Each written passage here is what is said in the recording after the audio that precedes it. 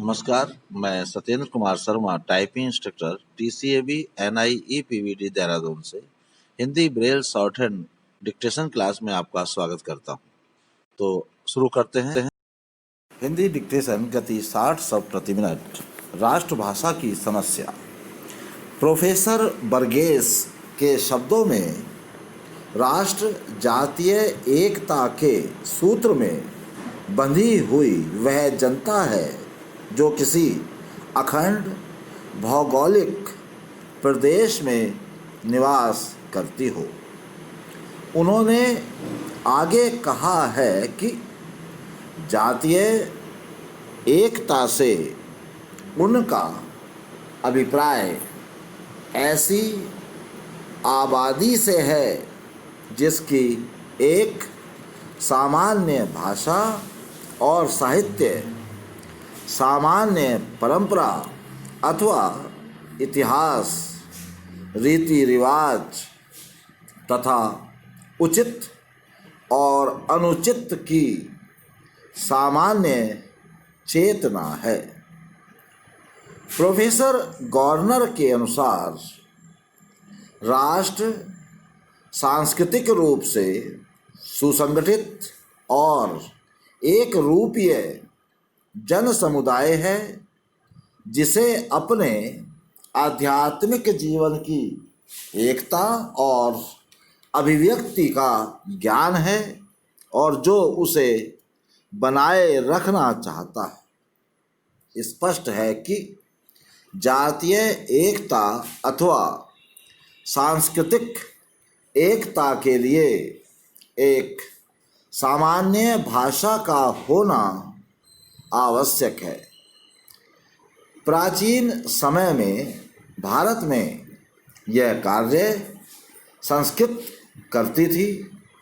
संस्कृत में लिखे वेद, उपनिषद, गीता, महाभारत, रामायण आदि ग्रंथों से भारत की सांस्कृतिक और आध्यात्मिक एकता अक्षुण्ण थी, किंतु विदेशी आधिपत्य तथा कठिन व्याकरण के प्रति संस्कृत विद्वानों की प्रतिबद्धता ने संस्कृत को जनभाषा के रूप में पनपने नहीं दिया, किंतु संस्कृत के अधिकांश शब्दों को ग्रहण करती हुई एक नई भाषा हिंदी का उदय हुआ।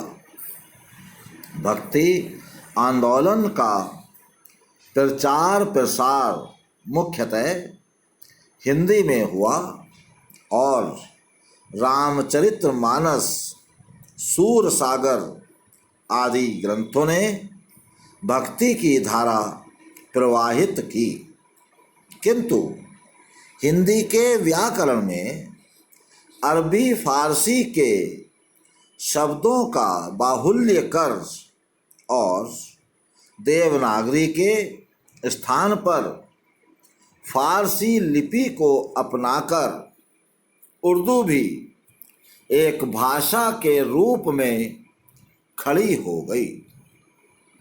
ब्रिटिश काल में अंग्रेजों ने हिंदी के विकास में कोई रुचि नहीं ली।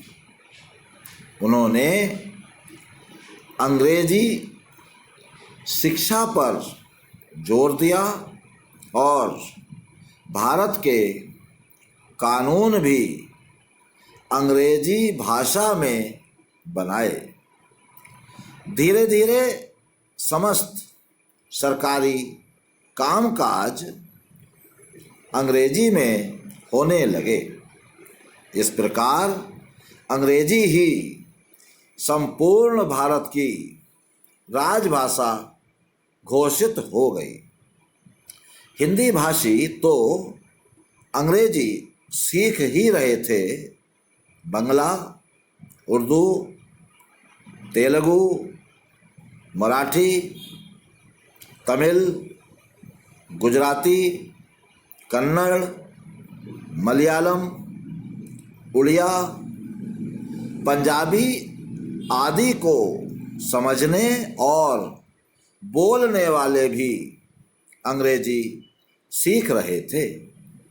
दूसरे शब्दों में भाषाई बहुसंख्यकों एवं भाषाई अल्पसंख्यकों पर अंग्रेजी सीखने का भार समान था।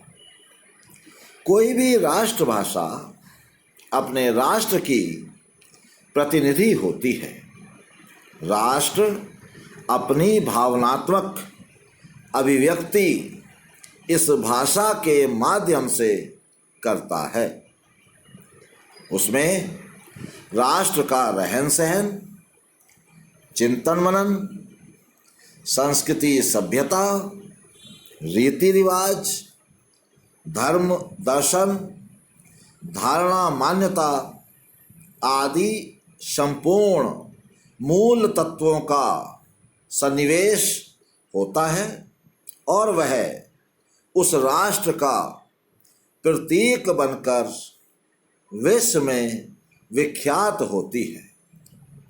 इन्हीं मापदंडों के आधार पर अंग्रेजी ब्रिटेन की, चीनी चीन की, फ्रेंच फ्रांस की और रूसी रूस की राष्ट्रभाषा है। किंतु भारत में राजनीतिक एकता का हजारों वर्ष अभाव रहा। तो आज के लिए बस इतना ही। धन्यवाद।